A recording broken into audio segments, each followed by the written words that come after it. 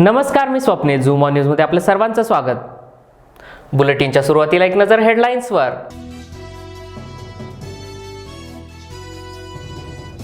भडगाव तालुक्यातील शेतकऱ्यांच्या पिकांच्या नुकसानीचे प्रशासनाकडून पंचनामे करण्यास सुरुवात.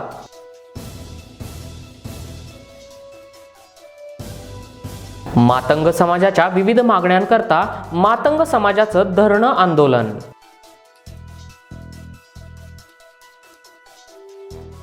उमेद अभियानाचं भवितव्य अधांतरी.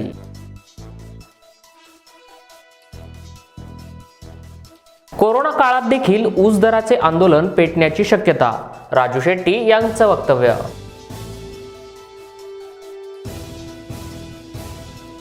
केडीएमसी क्षेत्रातील कोरोना दुपटीचा वेग आला 80 दिवसांवर. आता पाहूयात सविस्तर बातम्या. सतत होणारा वादळी पाऊस यामुळे शेतकऱ्यांच्या तोंडी आलेला घास निसर्गाने हिरावून घेतलेला आहे. त्यामुळे तात्काळ पंचनामे व्हावेत अशी मागणी बाळद खुर्द शिवारामधील शेतकऱ्यांनी तहसीलदार आणि आमदारांकडे केली होती. त्याची प्रशासनानं त्वरित दखल घेऊन बाळद शिवारातील शेतीचे तलाठी CB चौधरी यांच्या उपस्थितीमध्ये पंचनामे करण्यात आले आहेत. यावेळी शेतकऱ्यांनी शिवारातील पिकांची नुकसान स्थिती दाखवली. सातत्यानं होणाऱ्या पावसामुळे शेतकऱ्यांचं अतोनात नुकसान होत असून ऐन काढणीच्या वेळी मुसळधार पावसामुळे आणि वादळी वाऱ्यामुळे शेतकरी चिंतातूर झालाय.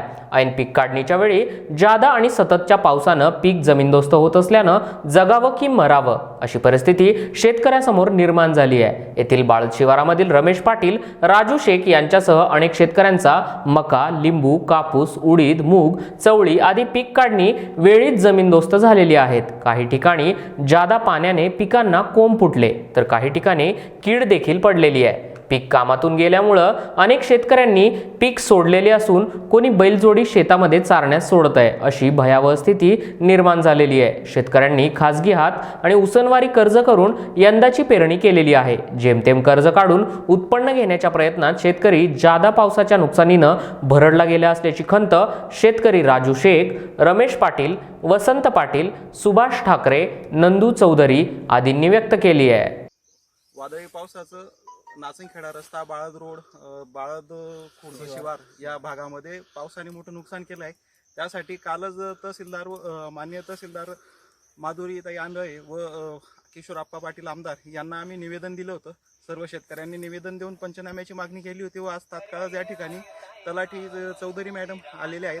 आज सर्व शिवाराचा या ठिकाणी पंचनामा करतायत. त्यांनी प्रत्यक्ष वस्तुस्थिती पाहून पाहणी पण केली की प्रत्येक शेतकऱ्याचं उडीद, मूग, चवळी, लिंबू, कपाशी किंवा जे मका वगैरे जे काही सर्व पिकं आहेत, ज्या ज्या भागात जे शेतकऱ्यांनी उत्पादनासाठी पिकं लावलेले होते त्याचं पावसाने किती अतोनात नुकसान केलेलं आहे. काही ठिकाणी पिकं होऊन गेले तर काही ठिकाणी पिकं शेतामध्ये पडून सडतायत. काही ठिकाणी कुजलेल्या पिकांमध्ये आळ्या पावसामुळे पडलेल्या आहेत. तर या सर्व मागणीची आज या ठिकाणी शासनाने दखल घेतली व तात्काळ पंचनाम्याला या ठिकाणी तलाठी मॅडम यांना पाठवलं आणि सोबतच या ठिकाणी पंचनामा झाल्यानंतर सर्व शेतकऱ्यांना शासनाच्या वतीने तात्काळ नुकसान भरपाई या ठिकाणी हेक्टरीप्रमाणे लवकरात लवकर जाहीर करावी. कारण की प्रत्येक शेतकऱ्याने काही ना काही कर्ज काढून यंदाचं कोरोनाच्या संकटाला तोंड देऊन शेतीची या ठिकाणी पीक पेरा केला होता, लागवड केली होती. परंतु पावसाने त्यावरही पाणी फेरलं आणि ऐन पिकं काढण्याच्या तोंडावर जो वादळी पाऊस झाला त्याच्याने हातामध्ये शून्य उत्पादन आलेलं आहे आणि जे उत्पादन आहे ते आज मातीमोल या ठिकाणी पावसामुळे झालेलं आहे. म्हणून शासनाने तात्काळ या ठिकाणी लवकरात लवकर पंचनामे झाल्यानंतर शेतकऱ्यांना आर्थिक मदत करावी अशी विनंती आहे. राज्यामध्ये एकीकडे मराठा आंदोलन हा ज्वलंत मुद्दा समोर असताना पुण्यामध्ये मातंग समाजाचे जिल्हाधिकारी कार्यालयासमोर धरणं आंदोलन सुरू आहे. आज राज्यभरामध्ये या आंदोलनाला सुरुवात झालेली असून विविध मागण्यांकरता हे आंदोलन करण्यात आलं आहे. अण्णाभाऊ साठे महामंडळाला विशेष अनुदान देऊन कार्यान्वित करावं, मातंग समाजाला अनुसूचित जातीमध्ये अ, ब, क असे आरक्षण मिळावं, महामंडळाची थकीत कर्ज माफ करावीत, अण्णाभाऊ साठे यांना मरणोत्तर भारतरत्न द्यावं अशा विविध मागण्यांकरिता हे आंदोलन करण्यात आलं आहे. मध्ये त्या आमच्या दलित भगिनीचा बलात्कार करून खून झालेला आहे. त्या घटनेचा मी तीव्र शब्दामध्ये निषेध करतो. मातंग समाजाच्या वतीने त्या आरोपींना फाशी झाली पाहिजे अशा तऱ्हेची मी मागणी करतो. आज ह्या ठिकाणी पुणे शहर माता एकता आंदोलन या राज्यव्यापी संघटनेच्या माध्यमातून आज धरणे आंदोलन केलेलं आहे. हे धरणे आंदोलन आपल्या सर्वांना कल्पना आहे, मागासवर्गीयामध्ये मातंग समाज हा दुसऱ्या क्रमांकाचा समाज आहे. गेल्या अनेक वर्षापासून मातंग समाजातल्या छोट्या मोठ्या संघटना, प्रत्येक पक्षामधले मातंग समाजाचे कार्यकर्ते ही मागणी करतात की आम्हाला अ ब क ड प्रमाणे आमचं आरक्षण मिळालं पाहिजे. अण्णाभाऊ साठे महामंडळाची पुनर्रचना स्थापन करून ते महामंडळ लवकर सुरू झालं पाहिजे आणि मातंग आयोग जे स्थापन केला शासनाने त्याची अंमलबजावणी झाली पाहिजे. त्याचप्रमाणे अण्णाभाऊ साठे क्रांतीवीर लवजी वसत यांचं राष्ट्रीय स्मारक झालं पाहिजे. अशा तऱ्हेच्या ज्या मागण्यासाठी गेल्या अनेक वर्षापासून आमचा समाज टाहो फोडतो आहे, परंतु ह्या ठिकाणी आमच्या मागण्या अजून मान्य होत नाही, हे आम्हाला दुर्दैवाने सांगावं लागतं. सरकार कोणाचं जरी आलं तरी मातंग समाजाच्या नशिबी हे दारिद्र्य आहे आणि म्हणून आज अत्यंत गरिबीमध्ये आमच्या आया बहिणी, आमचे बांधव जीवन जगत असताना त्यांच्या ह्या मागण्या मान्य करण्यासाठी आज सर्व आमच्या भगिनी कार्यकर्ते रस्त्यावरती आल्यात. लोकशाहीच्या माध्यमातून आम्ही सरकारला विनंती करतो आहे, हे आघाडी सरकार आहे, हे महाआघाडीचं सरकार आहे, राष्ट्रवादी काँग्रेस आणि शिवसेना सरकार आहे, हे गोरगरिबांसाठी स्थापन झालेलं सरकार आहे. तर ह्या सरकारने लवकर लक्ष घालावं असे आम्ही त्यांना विनंती करतो. आणि त्याचप्रमाणे या ठिकाणी केंद्र सरकारनं अण्णाभाऊ साठे यांना भारतरत्न लवकरात लवकर त्यांनी द्यावं अशा तऱ्हेची पण आम्ही मागणी करतो आहे. आणि म्हणून ह्या मागण्यासाठी आजचं हे आंदोलन आहे. यासाठी मागासवर्गीयावरती जे अत्याचार होतात ते अत्याचार थांबले पाहिजे. या भाजपच्या कारकिर्दीमध्ये मागासवर्गीयावरती अत्याचाराचं प्रमाण वाढत चाललेलं आहे, बलात्काराचं प्रमाण वाढत चाललेलं आहे. त्या ठिकाणी कठोर शासन झालं पाहिजे, ॲट्रॉसिटी ॲक्टची अंमलबजावणी झाली पाहिजे. अशा तऱ्हेच्या आम्ही मागण्या ह्या ठिकाणी मागत आहोत. आणि म्हणून कोणाच्या पोटातलं पण नको आणि ओटातलं पण नको, पार्टीप्रमाणे आम्हाला आरटीची व्यवस्था झाली पाहिजे. आमच्या मातंग समाजाला त्यांच्या दारापर्यंत न्याय मिळत नाही, सवलती मिळत नाही. आमचा मातंग समाज आमच्या भगिनी शिक्षणापासून वंचित आहे, नोकऱ्यापासून वंचित आहे. या सर्व मागण्यासाठी कोणत्या एका व्यक्तीला ग्रह धरून आम्ही त्याच्या व्यक्तीसाठी शिफारस करत नाही आहे. संपूर्ण महाराष्ट्रामधला महाराष्ट्रातला मातंग समाज आहे, त्या समाजाच्या भवितव्याच्यासाठी आजचं हे धरणे आंदोलन आहे. आणि मला विश्वास आहे की हे सरकार नक्कीच ह्याच्यामध्ये लक्ष घालून आमच्या मागण्या मान्य करतील, किंवा जर लक्ष नाही घातलं तर सरकारचं लक्ष वेधण्यासाठी महाराष्ट्रभर लोकशाहीच्या माध्यमातून आम्हाला तीव्र आंदोलन करावं लागेल. हे देखील सरकारने याची नोंद घ्यावी असं या ठिकाणी मी प्रामाणिकपणे त्यांना नमूद करू इच्छितो. महाराष्ट्र राज्य ग्रामीण जीवनोन्नती अभियान म्हणजेच उमेदच्या माध्यमातून बचत गटांची साखळी ग्रामीण माणसापर्यंत पोहोचवणारं महत्त्वाकांक्षी अभियान खाजगी कंपनीला देण्याचं धोरण सरकारनं अवलंबल्यानं अभियानामध्ये काम करणाऱ्या तेल्हारा तालुक्यातील कंत्राटी कर्मचाऱ्यांचे धाबे चांगलेच दणाणले आहेत. केंद्र सरकारचा 60% निधी आणि राज्य सरकारचा 40% निधीतून चालवत असलेल्या या अभियानाच्या माध्यमातून तेल्हारा तालुक्यामध्ये जवळपास 1456 बचत गट आणि 52 अपंग महिला बचत गट तसेच 64 ग्रामसंघ, एकूण महिला 14,722 जोडले गेलेल्या होत्या. मात्र सरकारनं या अभियानावरचा हात काढून टाकल्यानं अभियानाची गाशा गुंडाळण्याची शक्यता निर्माण झाली आहे. महाराष्ट्र राज्य ग्रामीण जीवनोन्नती अभियान म्हणजेच या अभियानाच्या माध्यमातून बचत गटांचं जाळं विणून महिलांचा स्वतःच्या पायावर उभं करणं हाच उद्देश होता. उमेद अभियानाच्या माध्यमातून महिला बचत गटांतील महिलांनी आत्मनिर्भर होऊन मूर्तींचा व्यवसाय केला, तर कोणी पीठगिरणी टाकून आपला उदरनिर्वाह चालू केला. त्यामुळं ग्रामीण भागातील महिलांना याचा मोठा आधार आहे. शासनाचं उमेद अभियान इतर कोणत्याही बाह्य संस्थेला न देता शासनानेच अभियान चालवावं अशी मागणी बचत गटातील महिलांनी यावेळी केली आहे. राजेंद्र गंदे, मुक्काम पोस्ट हिवरखेड, तालुका तेल्हारा, जिल्हा अकोला. माझ्या समूहाचे नाव आहे प्रगती स्वयंसहायता समूह. त्यामध्ये मी सदस्य आहे. तसेच माझे काम आहे वर्धिनी म्हणून गाव पातळीवर जाऊन गावातील एकल, विधवा, परितक्त्या, घटस्फोटी महिलांचे सक्षमीकरण करणे, त्यांना उमेद अभियानाच्या माध्यमातून वेगवेगळ्या व्यवसाय करण्यास प्रवृत्त करणे, तसेच त्यांच्या कुटुंबाला आधार देणे, हे उमेद अभियानाचं काम होतं. तसेच बाह्य संस्थेला हे सरकार जे आमचं अभियान आहे बंद करून बाह्य संस्थेला देण्याचा प्रयत्न करत आहेत, तो प्रयत्न झाला नाही पाहिजे. अभियानच राहिलं पाहिजे, शासनानंच चालवलं पाहिजे. अभियानातून ज्या महिलांना रोजगार मिळाला अशा कितीतरी गोरगरीब महिला आहे, अनुसूचित जाती जमातीच्या महिला आहे, विधवा, परितक्त्या आहेत. ग्रामीण भागातील ज्या महिला आहेत त्या शहरात जाऊ लागल्या, बँकेचे व्यवहार करू लागल्या, व्यवसाय करू लागल्या, त्यांचा आत्मविश्वास वाढला, त्याच्यामधून त्यांना 2 पैसे रोजगार मिळाला. रोजगाराच्या माध्यमातून आत्महत्येचा जो प्रकार होता चालू आपल्या महाराष्ट्रात, तो कमीत कमी करण्याचा प्रयत्न हे अभियान करत आहे. या अभियानाच्या माध्यमातून कितीतरी मुलं शिकत आहे, कितीतरी मुलांना रोजगार मिळाला. कारण की दीनदयाल उपाध्याय योजनेच्या जे मुलं शिकायला जातात, जी महिला समूहात असेल तिच्याच मुलाला ते प्राधान्य मिळते, इतर कोणालाही प्राधान्य मिळत नाही. म्हणून शासनानं एवढा तरी विचार करावा. बाकी नाही विचार केला तरी चालते, पण गरीब, गरजू, गरीब, एकल, विधवा, परित्यक्त्या या महिलांचा तरी शासनानं विचार करावा. शासनानंच हे अभियान चालवावं. आम्ही सगळ्या महिलांचं एकच म्हणणं आहे की हे अभियान हे शासनानंच चालवावं. याच्या व्यतिरिक्त कोणत्याही संस्थेला देऊ नये. यंदाच्या ऊस गळीत हंगामावरील स्वाभिमानी शेतकरी संघटनेची 19व्या ऊस परिषदेचं नियोजन सुरू असून त्या ऊस परिषदेमध्ये ऊसाचा दर ठरवला जाणार आहे. तोडगा न निघाल्यास संघर्ष अटळ असल्याचा इशारा स्वाभिमानी शेतकरी संघटनेचे नेते राजू शेट्टी यांनी दिला आहे. यंदाची ऊस परिषद खुल्या मैदानावर न घेता राज्यातील मोजक्याच प्रतिनिधींना घेऊन ऊस परिषद घेणार असल्याचं सांगण्यात आलं. याबाबत तयारी देखील सुरू करण्यात आली आहे. परिषदेमध्ये जी भूमिका ठरेल ती राज्य सरकारनं मान्य करावी असं देखील राजू शेट्टी यांनी यावेळी म्हटलं आहे. 19वी ऊस परिषद ही होणारच आहे, परंतु सध्या परतीच्या मान्सूनचा असणारा जोर आणि सांगली कोल्हापूर परिसरामध्ये वाढलेला कोरोनाचा प्रसार हे लक्षात घेऊन कदाचित ते उशिरानं होऊ शकते, नोव्हेंबरमध्ये होऊ शकते. अजून तारीख नक्की नाही, परंतु ऊस परिषद ही होणारच. आणि ऊस परिषदेमध्ये आम्ही जी भूमिका घेऊ, सगळे राज्यभरातले ऊस उत्पादक शेतकरी, तीच भूमिका राज्य सरकारला आणि साखर कारखानदारांना मान्य करावी लागेल.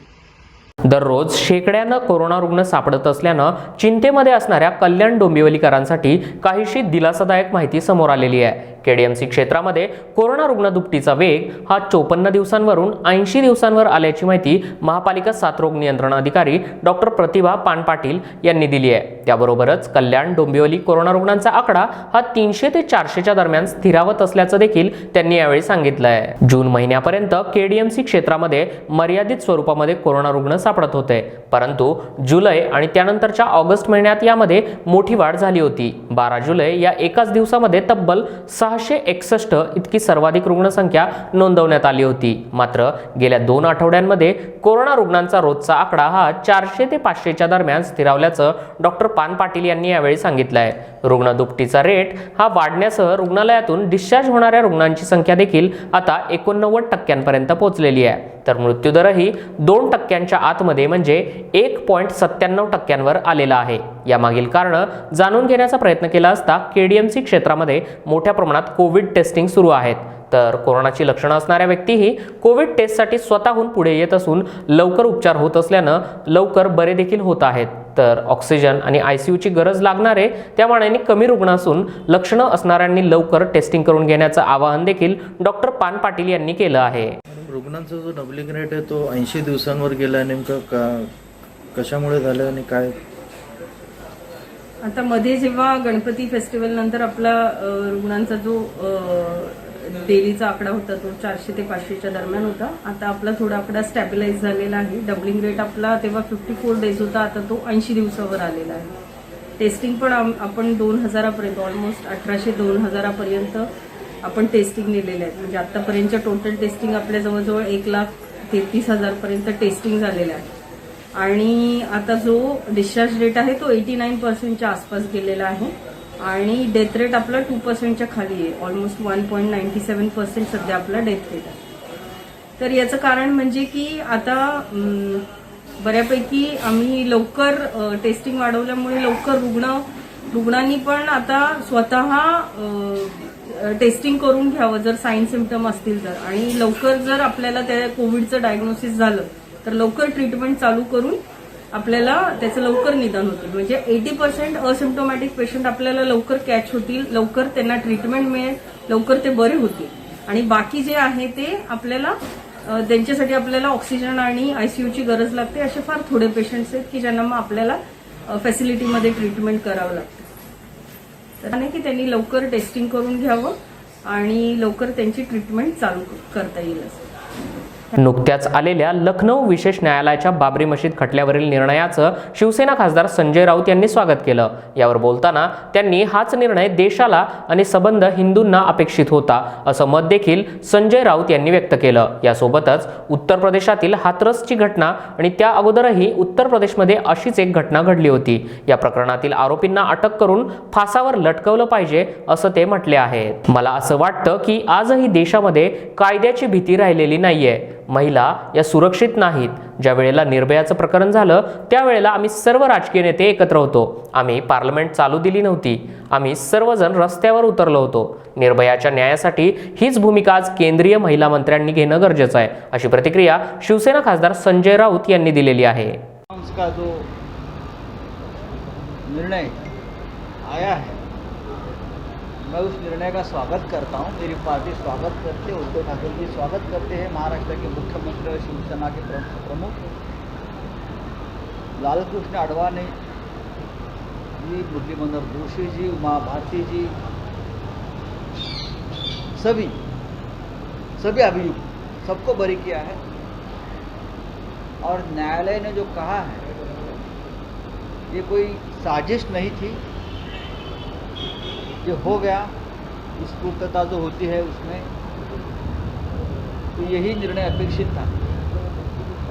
अब हम उस एपिसोड को भूल जाना चाहिए. अब अयोध्या में राम मंदिर बनने जा रहा है. अगर बाबरी का विध्वंस नहीं होता, बाबरी का ढांचा नहीं गिरता, तो आज जो राम मंदिर का भूमि पूजन हुआ है वो दिन हमें देखने को नहीं मिलता. तो मैं उसका ऊपर ज़्यादा टिप्पणी नहीं करूँगा. बस विशेष न्यायालय ने जो सीबीआई न्यायालय ने जो निर्णय दिया है, मैं मेरी पार्टी की तरफ से, शिवसेना की तरफ से अभिनंदन करता हूँ. आडवाणी साहब का, मुरली मनोहर जोशी जी का, सभी का, उमा भारती जी का, ऋतंबरा जी का, सतीश प्रधान जी का, जो उस वक्त वहाँ मौजूद थे और संघर्ष कर रहे थे, मैं सबका स्वागत और अभिनंदन करता हूँ. इसके अलावा मथुरा में घटना होती है तो दुर्भाग्यपूर्ण होती है. अगर समय चलते उसको मदद मिलती है पुलिस से तो उसकी जान भी बच जाती है, मैं मान्य करता हूँ. लेकिन जब इस प्रकार की घटना किसी और राज्य में होती है तो तुरंत राष्ट्रपति शासन लगाने की बात होती है या मुख्यमंत्री का या गृह मंत्री का इस्तीफा मांगा जाता है. अगर महाराष्ट्र की घटना के बारे में जो लोग हमारा इस्तीफा मांग रहे थे या राष्ट्रपति शासन लगाने की बात कर रहे थे, मैं उनसे मांग करूंगा कि आप हाथरस की घटना के बारे में आपकी वही राय है जो आप महाराष्ट्र मुंबई की घटना के बारे में सुशांत सिंह राजपूत हो या कंगना हो आप मांग रहे थे. मैं नहीं मांग रहा हूँ.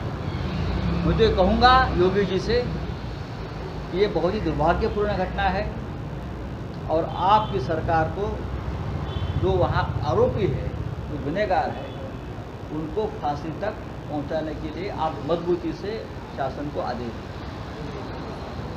मुख्यमंत्री का, प्रधानमंत्री का इस्तीफा बार बार इस प्रकार से मांगना ये कोई न्याय नहीं है.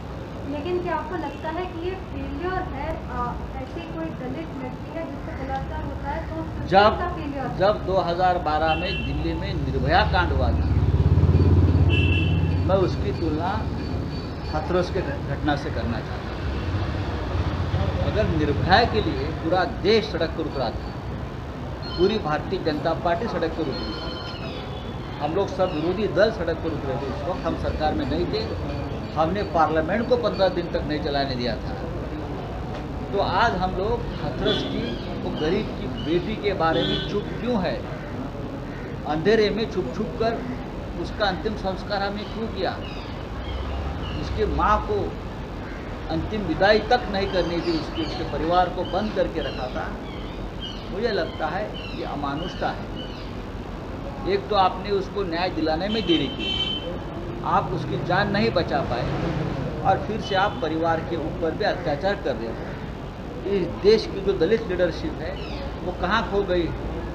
कहाँ है मायावती जी, कहाँ है प्रकाश आंबेडकर साहब और कहाँ रामदास आठवले हैं? हम सब लोग जात और धर्म के ऊपर जाकर ऐसी घटना को देखना चाहिए और संघर्ष करना चाहिए. तिच्या कुटुंबियांचा आक्रोश तिच्या कुटुंबाला डांबण्यात आलं. तिची आई त्या ॲम्ब्युलन्सच्या समोर पडली, तिला खेचून बाहेर काढण्यात आलं. आपल्या मुलीचा चेहरा त्यांना पाहता आला नाही. मला असं वाटतं की या देशामध्ये अजूनही असे प्रकार घडत असतील अमानुष, तर जगामध्ये मानवतेच्या बाबतीमध्ये आपली प्रतिमा उद्ध्वस्त होईल. महाराष्ट्र योगी आदित्यनाथ मुख्यमंत्री उत्तर प्रदेश आणि गृहमंत्री यांच्या राजीनाम्याची मागणी केली आणि फास्ट ट्रॅक कोर्टात या सगळ्या प्रकरणात सुनावणी आणि निकालाची मागणी केली आहे. योगी आदित्यनाथ यांनी नैतिक जबाबदारी स्वीकारून राजीनामा द्यावा. त्याच्यामध्ये थेट मुख्यमंत्र्यांचा संबंध येत नाही. प्रत्येक वेळेला मुख्यमंत्र्यांचा प्रधानमंत्र्यांचा राजीनामा मागणं हे सर्वस्वी चुकीचं असतं. पण शेवटी एखाद्या वेगळ्या राज्यात अशी घटना घडते त्याहीपेक्षा वेगळी, तेव्हा ज्या प्रकारे मीडिया, समाज, राजकारणी, सोशल ॲक्टिव्हिस्ट ज्या अत्यंत अशा जाग्या होऊन लढायला तयार होतात, ते मला प्रत्यक्ष खून आणि बलात्कारासारख्या महिलांवर प्रकरणामध्ये दिसत नाही. त्यांचा आवाज कोणी दाबतंय का? महाराष्ट्र पोलिसांवर ज्या प्रकारे संशय भूमिका व्यक्त केली गेली, बदनामी केली गेली, आता ज्या प्रकारे उत्तर प्रदेशच्या पोलिसांनी जे कृत्य केलेले कोणाच्या सांगण्यावरनं केलं आहे याची कल्पना नाही, परंतु त्या प्रकरणावर आता इतर लोक गप्प आहेत. आपली भूमिका काय आणि जे इतर लोक गप्प आहेत त्याच्याबद्दल काय बोलायचं? मला काहीच म्हणायचं नाही. आम्ही फक्त शांतपणे या प्रकाराकडे आज पाहतो. आमच्या संवेदना त्या मुलीच्या कुटुंबियांसोबत आहेत आणि जेव्हा जेव्हा आम्हाला संधी मिळेल भविष्यामध्ये तेव्हा आम्ही या विषयावरती आवाज उठवतो. महाराष्ट्रात अनेक वेळा राष्ट्रपती राजवटीची मागणी केली गेली या त्या कारणामुळे आज या घटनेवर आपण काय मागणी करतो? मी काही मागणी करणार नाही. ज्यांनी महाराष्ट्रामध्ये राष्ट्रपती राजवटीची मागणी केली होती एका नटीच्या प्रकरणात, त्यांनीच ही मागणी उत्तर प्रदेश संदर्भात केली पाहिजे. आम्ही नाही करणार. बाबरी विध्वंसा प्रकारे सर्व आरोपींना निर्दोष ठरवण्यात आले कोर्टाने आणि त्याबद्दल मराठी आता बोललो ना बाबरी प्रकरण 28 वर्षानंतर बाबरी विध्वंस खटल्याचा निकाल CBI कोर्टानं दिला.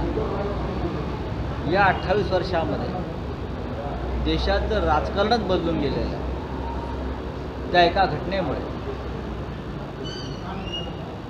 28 वर्षानंतर सगळे आरोपी जे प्रमुख नेते आहेत, सगळे अडवाणी साहेबांपासून आमच्या मुरली मनोहर जोशी असतील, सतीशजी प्रधान असतील, उमा भारती असतील, शिवसेना प्रमुख सुद्धा त्यात होते, पण त्यात आपल्यात नाही आहे.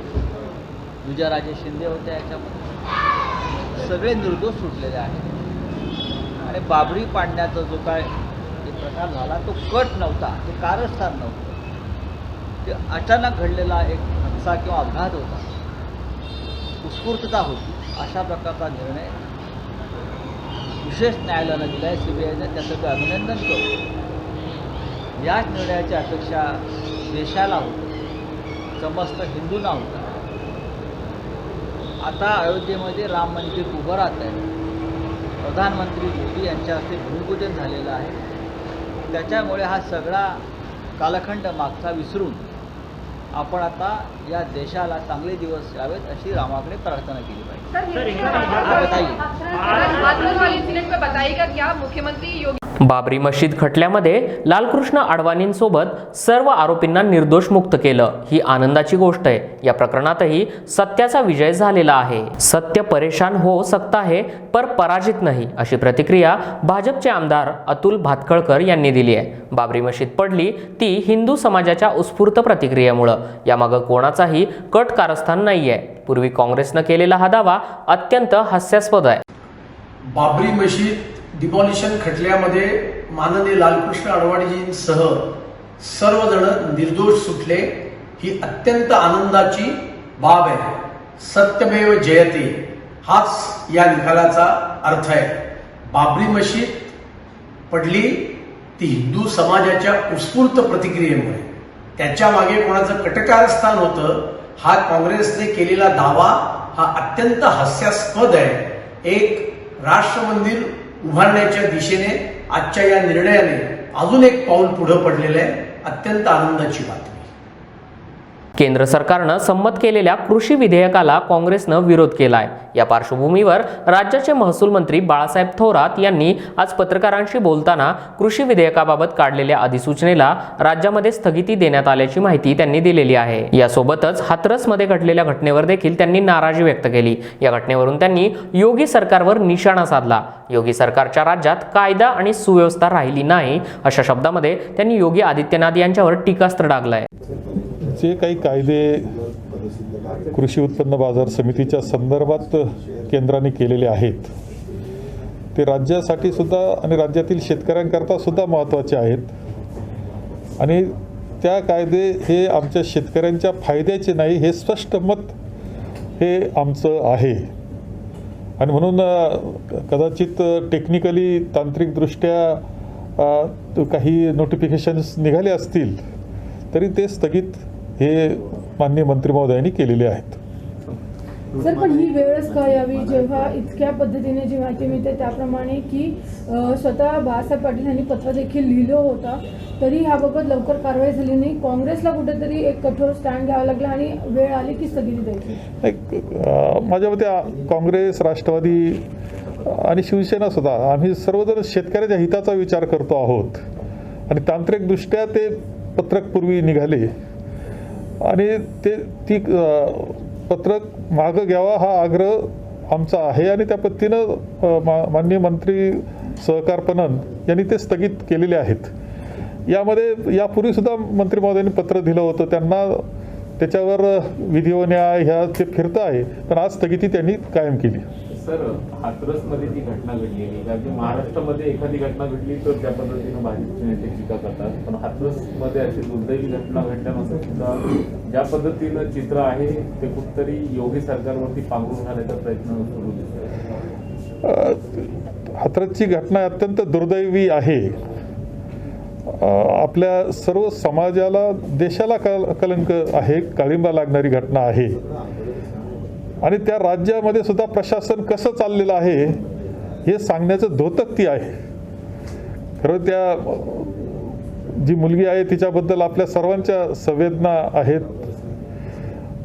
दुर्दैवी घटना आहे, परंतु त्या गुन्हेगारांना शिक्षा झाली पाहिजे. आणि राज्य सरकार हे दोषी आहे हे विसरून चालणार नाही. त्यांचं तिथे प्रशासन काम करत नाही ही तक्रार यापूर्वीसुद्धा होती आहे आणि ही तक्रार आमची आहे. सर, आज बाबरीचा महत्त्वाचा निकाल लागलाय. जे राज्यामध्ये तुम्ही एक कायदा आणा, ह्याबाबत आता काँग्रेस काही पाऊल उचलणार आहे? तुम्ही मुख्यमंत्र्यांना काही पत्र लिहिणार आहात किंवा कसं काय? आम्ही तर एकत्र बसून त्यावर चर्चा करणार आहोत आघाडी म्हणून सुद्धा.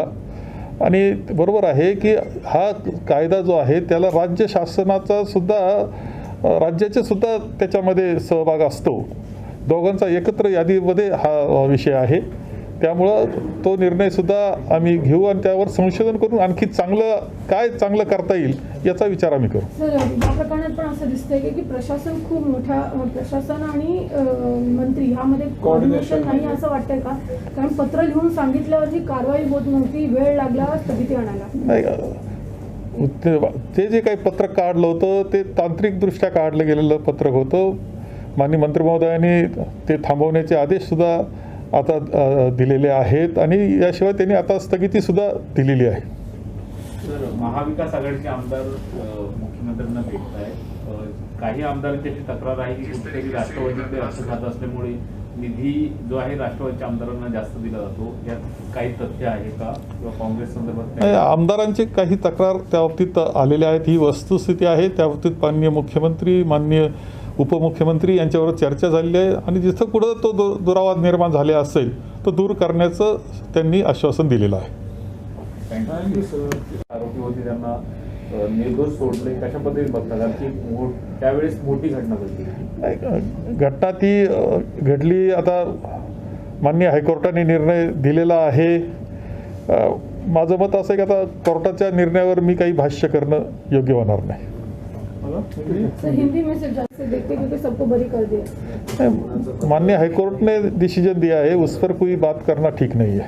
लेकिन जिस तरीके से खास करके उसमें जितने आरोपी थे, जो पूर्व नियोजित घटना लगातार काफ़ी समय से चलते आ रही थी कि ये पहले से प्री प्लान कॉन्स्पिरेसी थी, उसमें बाला साहब ठाकरे महाराष्ट्र से थे, पूरे देश भर के कई ऐसे, अब इसे कैसे देखते हैं? नहीं, अभी जो कोर्ट ने निर्णय दिया है तो उस पर बात करना मेरे लिए ठीक नहीं है। हाथरस की जो घटना हुई है उसको लेकर के कैसे देखते हैं, और खास करके जब महाराष्ट्र में हुई थी तो योगी आदित्यनाथ ने फ़ोन किया था सीएम को और कहा था कि इस तरीके की घटना ठीक नहीं है, अब इस तरीके की चीज़ें होती हैं तो कैसे? नहीं, वो तो बहुत दुर्दैवी घटना है और वहाँ का प्रशासन काम नहीं कर रहा, इसका द्योतक है। तो ऑर्डिनेंस को लेके बहुत कल हमने देखा कंफ्यूजन था, जो महाराष्ट्र सरकार ने एक ऑर्डिनेंस निकाला था अगस्त में, क्या एग्जैक्टली स्टेटस है ऑर्डिनेंस जो फार्म बिल को लेके, क्योंकि कांग्रेस और एनसीपी और शिवसेना ने उसका सेंटर में विरोध किया था, लेकिन महाराष्ट्र ऐसा पहला स्टेट बना था जिन्होंने इसके ऊपर ऑर्डिनेंस नहीं, ऑर्डिनेंस नहीं था, हमारा एक नोटिफिकेशन था, पत्रक था, सीधा पत्रक था, लेकिन वो भी आज माननीय मंत्री सहकार पणन जो है उन्होंने स्थगित किया है। सो ये कंफ्यूजन क्यों हुआ था? क्या ये तो टेक्निकल थे, कुछ ऑफिसर लोगों ने किया है, टेक्निकली था, वो तो स्थगित कर दिया है। सर मराठीत विचारायचं होतं। कोल्हापूर राज्यामध्ये ऊसतोड कामगारांनी संप पुकारला आहे। या संपाचं कारण असं आहे की ऊसतोड मजुरांना आणि वाहतूक कामगारांना भाववाढ आणि दरवाढ हवा आहे। हा संप यशस्वीरित्या पार पाडण्यासाठी आणि मागण्या पूर्ण करण्यासाठी संयुक्त चर्चासत्र आयोजित केलं आहे आणि या चर्चासत्राकरिता आमदार सुरेश धस कोल्हापुरामध्ये आले होते। या चर्चासत्रामध्ये आमदार सुरेश धस म्हणाले की राज्यातील अनेक साखर कारखाने ऊसतोड कामगारांना चोर असल्याची वागणूक देतात, मात्र आता ऊसतोड कामगारांना झोकू देणार नाही।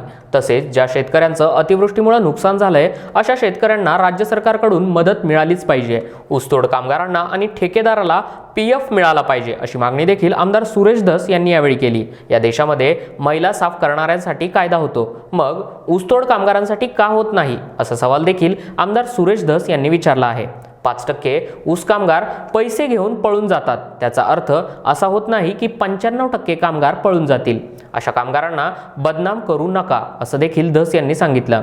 दरवाढीचा करार झाल्याशिवाय ऊसतोड कामगार मजूर ऊस तोडणीसाठी शेतात जाणार नाहीत। राज्य सरकारने यासाठी कायदा करावा ही आमची प्रमुख मागणी आहे। ऊसतोड कामगार वाहतूक ठेकेदार यांच्यासाठी कायदा होत नाही हे दुर्दैव असल्याचं आमदार धस यांनी यावेळी सांगितलं आहे। या सगळ्या बाबीमध्ये ऊसतोड मजूर, मुकदम, वाहतूकदार याला कायदेशीर अधिष्ठान द्यावं हीच प्रमुख मागणी आमच्या सगळ्यांची आहे।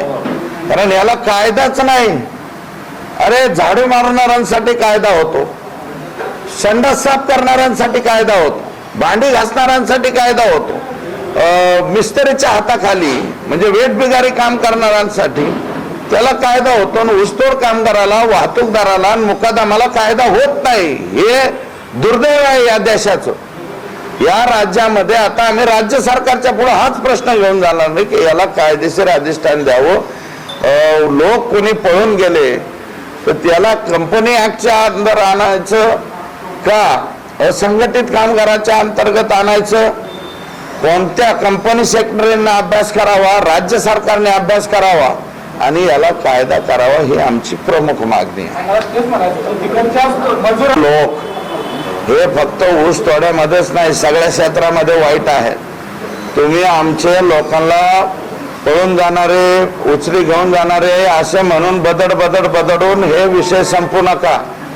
विषय क्रीडा क्षेत्रामध्ये 5% लोक वाईट आहेत, डोपिंग वगैरे करतात। व्यापाऱ्यामध्ये 5%, 10% लोक वाईट आहेत। अगदी म्हणजे डॉक्टर की व्यवसायामध्ये आहेत। जास्तीचा पाऊस जिथे होईल, ओला दुष्काळाची मागणी आहे, ती मागणी रास्त आहे, परंतु जास्तीचा पाऊस झाला त्याचे काही निकष आहेत। त्या निकषाच्या पुढे गेल्याचे मदत व पुनर्वसन मी खातं सांभाळलेलं आहे, मला माहिती आहे। त्याला नुकसान भरपाई जी आहे ती तातडीने शेतकऱ्यांना मिळाली पाहिजे। ज्या शेतकऱ्यांचं अति पावसामुळे नुकसान झालं असेल, नदीच्या कडेचा शेतकरी असेल, 100 mm च्या पुढं 7 mm च्या पुढं जर पाऊस पडला तर आपल्याला त्याला नुकसान भरपाई करता येईल. एक मिनिट ऐका, FRPच्या पैशातूनच आमचे पैसे देतात. हे साखर कारखानदारे आमच्यावरती उपकार करत नाहीत. साखर कारखाने आम्हाला एक दामोजी पंत सुद्धा देत नाहीत. साखर कारखाने आमच्या बरोबर करार कुठं करतात? ट्रस्ट बरोबर करार आहेत आमचे. साखर कारखान्याबरोबर कुठं करार आहेत?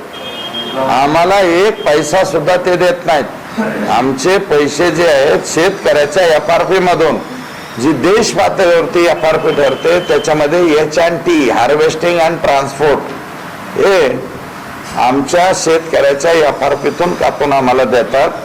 योगी सरकार ज्या पद्धतीनं उत्तर प्रदेशमध्ये सरकार चालवतात यामध्ये भाजप सरकारच्या विशेष कार्यकर्त्यांचा समावेश असून त्यांना सूट देण्यात आली असल्याची टीका अल्पसंख्याक मंत्री नवाब मलिक यांनी केली आहे. हाथरसमध्ये घडलेल्या घटनेबाबत बोलताना ते म्हणाले की सुरुवातीला योगी सरकारनं ही घटना खोटी अफवा असल्याचं सांगितलं आणि नंतर घटना घडल्याचं स्वीकारलं. यावरून उत्तर प्रदेशमध्ये कोणताही कायदा चालत नसल्याचं वक्तव्य नवाब मलिक यांनी केलंय. योगी स्वतःला महाराज म्हणून घेतात आणि त्यानुसार राज्य करतात. लोकशाही करता हे अत्यंत घातक असल्याचं देखील सांगण्यात आलं. अशा प्रकारे नवाब मलिक यांनी टोला लगावला आहे.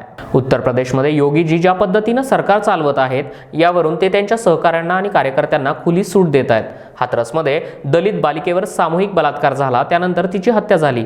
सुरुवातीला फेक न्यूज आहे, असं काही घडलंच नाही असं म्हणणाऱ्या योगी सरकारनं त्या बालिकेवर रातोरात अंत्यसंस्कार का केले? यातून स्पष्ट होतंय की उत्तर प्रदेशमध्ये कायद्याचं राज्य राहिलेलं नाहीये, असं देखील नवाब मलिक यावेळी म्हणाले. केलं पण तिच्या पालकांना किंवा तिच्या फॅमिली मेंबर्सना कोणालाच अलाउ केलं नाही. योगी सरकार ज्या पद्धतीने उत्तर प्रदेशमध्ये सरकार चालवत आहे, कुठेतरी भाजपचे नेते असतील, त्यांचे विशेष वर्गाचे कार्यकर्ते असतील, त्यांना खुला सूट देण्यात आलेले. हाथरसमध्ये ज्या पद्धतीने एक दलित बालिका याचा सामूहिक बलात्कार झाला, त्याची हत्या करण्यात आली, मग शेवटी अंतिम संस्कार स्वतः करून घेतला. सुरुवातीला योगी सरकार सांगत होते अशी घटनाच घडली नाही, हे अफवा आहे, हे फेक न्यूज आहे. नंतर स्वीकारला. याच्यातून स्पष्ट होते की उत्तर प्रदेशमध्ये कायद्याचा राज नाही, योगीजींचा आणि त्यांच्या जवळच्या लोकांचा राज आहे. उन्नावमध्ये जे सेंगरला वाचवण्यासाठी सगळं झालं त्या पद्धतीने या केसमध्ये आणि यासारखे शेकडो केसेस उत्तर प्रदेशमध्ये आहे, जिथे या प्रकारे सरकार वागणूक देते लोकांना आणि उत्तर प्रदेशमध्ये कायद्याचा राजच राहिलेला नाही. योगी महाराज स्वतःला सांगताय, लोक योगीजीला महाराज सांगताय आणि राजेसारखे ते राज चालवत आहे. हे लोकशाहीसाठी घातक आहे. तिने न्यायालयाकडून निकाल येत आहे. हा निकाल आल्यानंतर कुठलेही अचंब आहे असं कुणाला वाटत नाही, पण पुरावे नाही या आधारावर कोर्टाने सोडलेलं आहे. यूट्यूबवर गेले, जगामध्ये व्हिडिओज आहे, 6 डिसेंबरच्या आधी सगळे झालेले कार्यक्रम आहे, त्याच्या आधारावर हे केस तयार करण्यात आला होता. शेवटी न्यायालयाचा हा निर्णय आहे, पण ज्या लोकांना अभियोग करण्यात आला होता आरोपी, ह्या सगळे पुराव्याच्या आधारावर होता. आता हायकोर्टाने हा निकाल दिलेला आहे, पण हा निकाल आल्यानंतर काही आश्चर्य आम्हाला वाटत नाही. मराठा आरक्षण संघर्ष समिती अध्यक्ष सुरेशदादा पाटील यांनी मराठा समाजाला EWS इकॉनॉमी वीकर सेक्टरच्या मागणीबाबत संभाजीराजे यांनी घेतलेली भूमिका चुकीची असल्याचं सांगून मराठा समाजाला EWS मधून आरक्षण महत्त्वाचं असल्याचं ते म्हणाले आहेत. संभाजी महाराजांनी इकॉनॉमी वीकर सेक्टर EWS नको अशी भूमिका घेतल्यामुळं मराठा समाजात अजूनही एकी नसल्याचं यातून स्पष्ट होत आहे. जर सरकारनं येत्या 10 ऑक्टोबरपर्यंत मराठा समाजाच्या मागण्या मान्य केल्या नाहीत तर महाराष्ट्र बंद ठेवणार असल्याची भूमिका मराठा आरक्षण संघर्ष समितीचे अध्यक्ष सुरेशदादा पाटील यांनी मांडली आहे. ॲक्च्युली EWS मराठा समाजाला याचा फायदा मिळाला पाहिजे, ही गोलमेज परिषदेमध्ये ठराव पास करून घेतलेला आहे. EWSचे फायदे मराठा समाजाला जोपर्यंत आरक्षण मिळत नाही, सुप्रीम कोर्टातून स्टे उठत नाही, तोपर्यंत मिळावेत फायदे, अशी आमची मागणी आहे. काल जो विषय काही संघटनांनी माननीय मुख्यमंत्र्यांच्याकडे मांडून लावून धरला होता की EWS आम्हाला नको, पण त्यांची मागणी चुकीची आहे. कारण त्यांनी जे सांगत होते सुपर न्युमरर मेथडच्या माध्यमातून राज्य सरकारनं मराठा समाजाला शिक्षणामध्ये वेगळ्या पद्धतीनं आरक्षण द्यावे, पण सुप्रीम कोर्टानं 2005ला कुठल्याही राज्य सरकारनं सुपर न्युमरर मेथडचा वापर करून अशा पद्धतीनं आरक्षण देता येणार नाही असा यापूर्वीच निर्णय घेतलेला आहे. त्यामुळं सुपर न्युमरर मेथड या राज्य सरकारला वापरता येणार नाही. एक दुसरी, आज मराठा समाजाच्या आरक्षणाला स्टे असल्यामुळं मराठा समाज हा पूर्ण वंचित राहिलेला आहे. मराठा समाजाला ताट दिलेलं असताना ते ताट काढून घेण्यात आलेलं आहे वाढल्यानं. त्यामुळे आज मराठा समाजामध्ये असंतोष पसरलेला आहे. गोलमेज परिषदेमध्ये मराठा समाजानं येत्या 10 ऑक्टोबरला महाराष्ट्र बंदची हाक दिलेली आहे आणि 10 तारखेला महाराष्ट्र कडकडीत बंद राहणार आहे. त्यासाठी आमचा राज्याचा दौरा चालू आहे. आम्ही सरकारला एक विनंती करतोय की तुम्ही EWSचं आरक्षण तात्काळ लागू करा, नोकर भरती तात्काळ बंद करा आणि मराठा समाजाच्या आंदोलनामध्ये ज्या बोगस केसेस झालेल्या आहेत त्या तात्काळ तुम्ही माघारी घ्या. या 3 गोष्टी जरी आम्हाला 4-5 दिवसामध्ये सरकारनं करून दिल्या तर कदाचित 10 तारखेच्या बंदवर आम्ही विचार करू. अन्यथा 10 तारखेला महाराष्ट्र कसल्याही परिस्थितीत कडकडीत बंद करायसाठी आम्ही सगळ्या समाज बांधवांच्या पर्यंत जाऊन त्यांचं प्रबोधन करून कुठलाही अनुचित प्रकार न घडता शांततेने महाराष्ट्र बंद करायची आम्ही हाक दिलेली आहे. नाही, मला तसं वाटत नाही, पण संभाजी महाराज हे राजे आहेत, ते शाहू महाराजांचे वंशज आहेत आणि त्यांनी सगळ्या संघटनांना आपल्याकडे बोलवून त्यांच्या सगळ्यांची मतं घेऊन मुख्यमंत्र्यांच्या बैठकीला जाण्यापूर्वी किंवा एखादा निर्णय घेण्यापूर्वी सगळ्या संघटनेची मतं घ्यायला पाहिजे होती. त्यांनी काही संघटनेचं ऐकून मिसगाईड झाल्यामुळं त्यांनी तो काल विषय लावून धरलेला आहे. छत्रपती दोन्ही पण कोल्हापूरचे छत्रपती असतील आणि साताऱ्याचे छत्रपती उदयन महाराज असतील, यांनी आता ज्या पद्धतीने मराठा समाजाला टिकू देतात, ज्या पद्धतीने मराठा समाजाच्या आरक्षणामध्ये भाग घेतात तिथपर्यंत ठीक आहे. त्यांनी याचं नेतृत्व करू नये असं माझ्यासारखा सामान्य माणूस म्हणेल. जर मराठा समाजाचं नेतृत्व एखाद्या राजांच्याकडे आलं आणि मग त्यांच्याकडे धनगर समाज आला, ओबीसी समाज आला, भटके विमुक्त आले, तरी त्याच समाजाच्या नेतृत्वात सुद्धा त्यांना करावं लागेल. आणि ह्या सगळ्या संघटना वेगवेगळ्या आपापल्या पद्धतीनं आपले समाजाचे विषय लावून धरत असताना आपण कुठल्याही एका समाजाचं नेतृत्व न करता तमाम महाराष्ट्रातल्या सगळ्या समाजाचं नेतृत्व ऑलरेडी महाराज म्हणून करतात, राजे म्हणून करत आहेत. त्यामुळे त्यांची भूमिका त्यांच्या ठिकाणी योग्य आहे आणि आमच्यासारख्या सामान्य कार्यकर्त्यांची भूमिका ग्राउंड लेवलला आम्ही आहे. रस्ता रोको करा, टायरी पेटवा, अंगावर केसेस घ्या, मेळावे बोलवा, हे काम आम्हाला दिलेलं आहे. आम्ही आमचं काम करतोय. लातूरमधील 30 सप्टेंबर 1993च्या भूकंपाला आज 27 वर्ष पूर्ण झाली. त्यामुळं किल्लारीतील स्मृतिस्तंभास पोलीस दलाकडून बंदुकीच्या फेरी झाडून मानवंदना देण्यात आली होती. यावेळी आमदार अभिमन्यू पवार आणि तहसीलदार शोभा पुजारी यांनी पुष्पचक्र अर्पण करून श्रद्धांजली वाहिली आहे. तर या प्रसंगी भूकंपग्रस्त बांधवांनी बाजारपेठ बंद ठेवून काळा दिवस पाळलेला आहे. MSM या रासायनिक कचरा जाळणाऱ्या कंपनी ही मानपूर शिवाजीनगर परिसरामध्ये आहे. या कंपनीमुळे जाणाऱ्या येणाऱ्या कचऱ्यामुळे तेथील राहणाऱ्या स्थानिकांना मोठ्या प्रमाणात आजार होत असून या संदर्भात मी विधानसभेमध्ये सुद्धा आवाज उचलला होता. ही बाब पर्यावरणाकरिता अतिशय खराब आहे. या संदर्भात मी पर्यावरण मंत्री आदित्य ठाकरे यांना वारंवार फोन करून सुद्धा माझा फोन सुद्धा उचलला जात नाही. मी सरकारला पाठिंबा दिला असला तरी माझे काम होत नाही. त्यामुळं आपल्या मागणीसाठी आमदार अबू आझमी यांनी आज मंत्रालय परिसरामध्ये आंदोलन केलं. अफसोसजनक फैसला है. मैं समझता हूं कि कानून की हत्या हो रही है. बाबरी मस्जिद 6 दिसंबर को शहीद की गई थी और सुप्रीम कोर्ट के जज ने जजमेंट देते हुए कहा था कि मस्जिद में मूर्ति रखी गई, मस्जिद तोड़ी गई, सब गलत हुआ. तो हम समझते थे कि चलो भाई इसका फैसला आएगा तो सज़ा लोगों को मिलेगी. लेकिन सज़ा क्या, सबको इनाम दे दिया गया और लोगों उन फिरका परस्तों के, उन सांप्रदायिक लोगों के और हौसले बुलंद कर दिए गए. अब वो कहते हैं ये तो झांकी थी और काशी और बाकी है. क्या नाटक चालू हो गया देश के अंदर. मैं खुलेआम CBI जो तलवे चाट रही है, जो मोदी और योगी के इशारे पर काम कर रही है, मैं खुलेआम उसकी निंदा करता हूं. और मैं ये कहना चाहता हूं कि जज साहब आप रिटायर हो गए थे, फैसला आपने दिया। वो जैसा आप रिटायर होते फैसला दिया, उन्होंने राज्यसभा में आके बैठ गए। ये क्या हो रहा है देश के अंदर? जनता इन चीज़ों को देख रही है। और मैं तमाम पार्टियों से आह्वान करना चाहता हूँ कि इस देश में डॉक्टर भीमराव अम्बेडकर के सपनों को साकार करने के लिए, इस देश में गांधी जी की जो सोच थी उसको जिंदा रखने के लिए सभी लोग इकट्ठा होकर के बीजेपी जैसी पार्टी को इस देश से खत्म करो। योगी को, मोदी को हटाओ यहाँ से। उसके भी वो ऊपर बोल दो, एक साथ भाई आप वो शॉट बना लेंगे, बाइट दे दीजिए।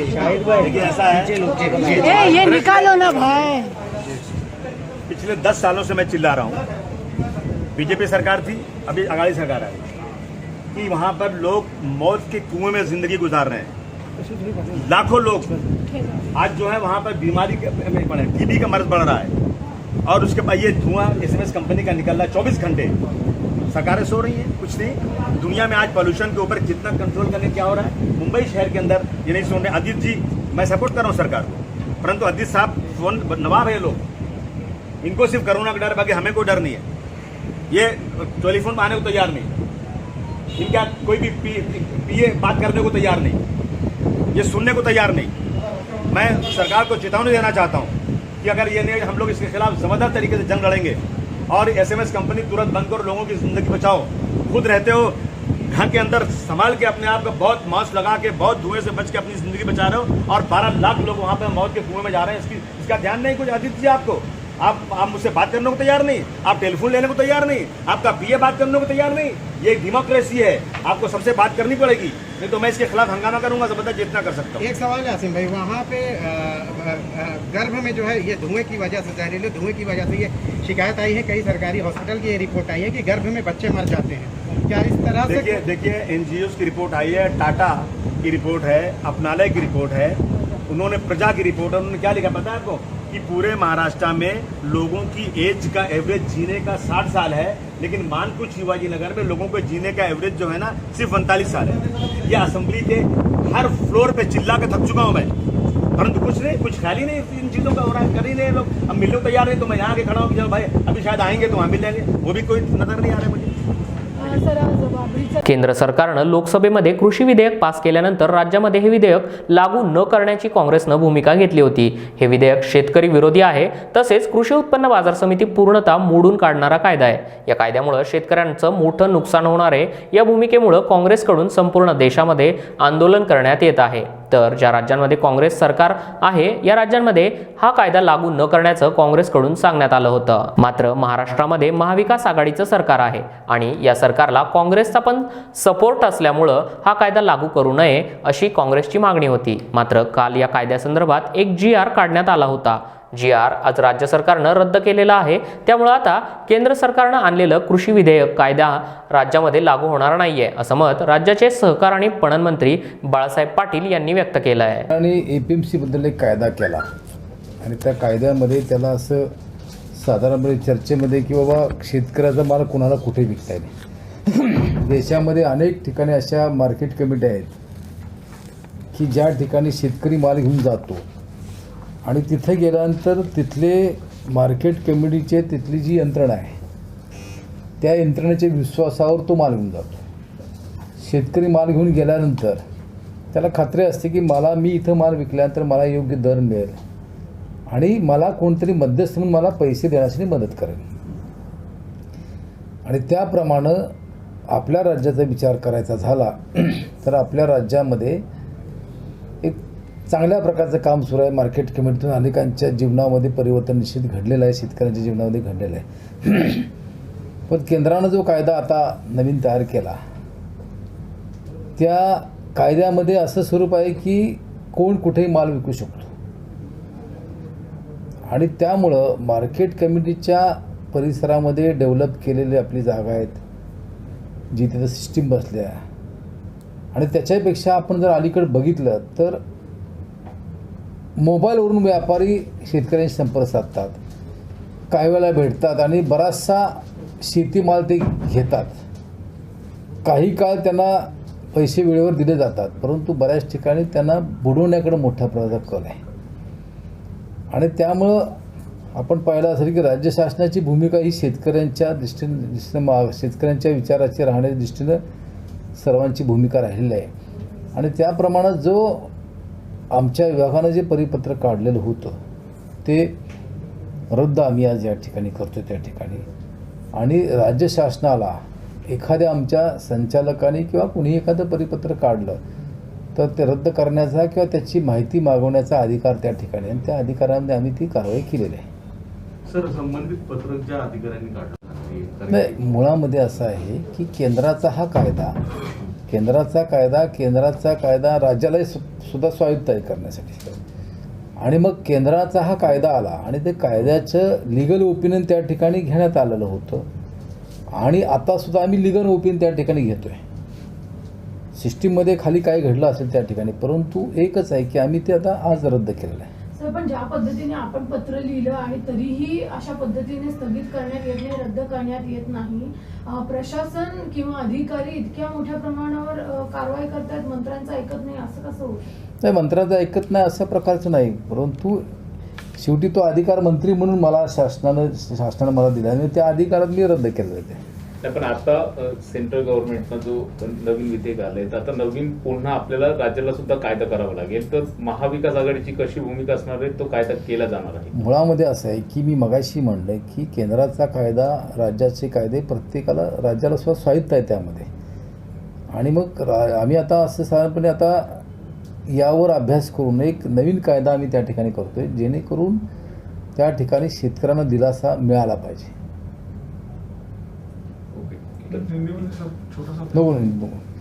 राज्यभराप्रमाणे लातूर जिल्ह्यात देखील पावसामुळे मोठ्या प्रमाणात शेतमालाचं नुकसान झालेलं असून औसा तालुक्यातील 7 महसूल मंडळांमध्ये जास्त अतिवृष्टी झालेली आहे. त्यामुळं या पिकांचे पंचनामे करावेत. जे शेतकरी कृषी कार्यालयामध्ये विम्याची कागदपत्र जमा करू शकले नाही त्यांनी मुदतवाढ घ्यावी आणि सरसकटपणे नुकसान भरपाई द्यावी, अशा विविध मागण्यांसाठी शेतकऱ्यांनी कृषी कार्यालयामध्ये ठिय्या आंदोलन केलेलं आहे. मोहम्मद शरीफ, औसा तालुका, कालंगल्ली, औसा. पीक विमा हे यांच्यासाठी आम्ही फॉर्म मिळावं म्हणून आलेला आहोत. तर ह्या ऑफिसमध्ये कोणताही माणूस नाही इथं. त्याच्यासाठी आमचं फॉर्म घ्यायला स्वीकारायला कोणताही माणूस नाही. याबद्दल आम्ही इथं आंदोलनासाठी बसलेलो आहोत. तरी कृपया करून सहकार्य आमचं फॉर्म घ्यावे ही आमची विनंती आहे. बुलेटिनच्या शेवटी पुन्हा एकदा एक नजर हेडलाईन्सवर.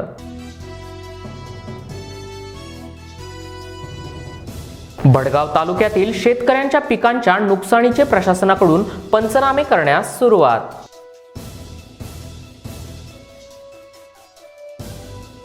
मातंग समाजाच्या विविध मागण्यांकरता मातंग समाजाचं धरणं आंदोलन.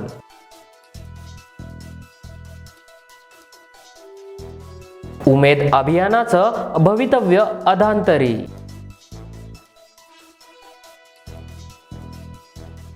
कोरोना काळात देखील ऊस दराचे आंदोलन पेटण्याची शक्यता, राजू शेट्टी यांचं वक्तव्य.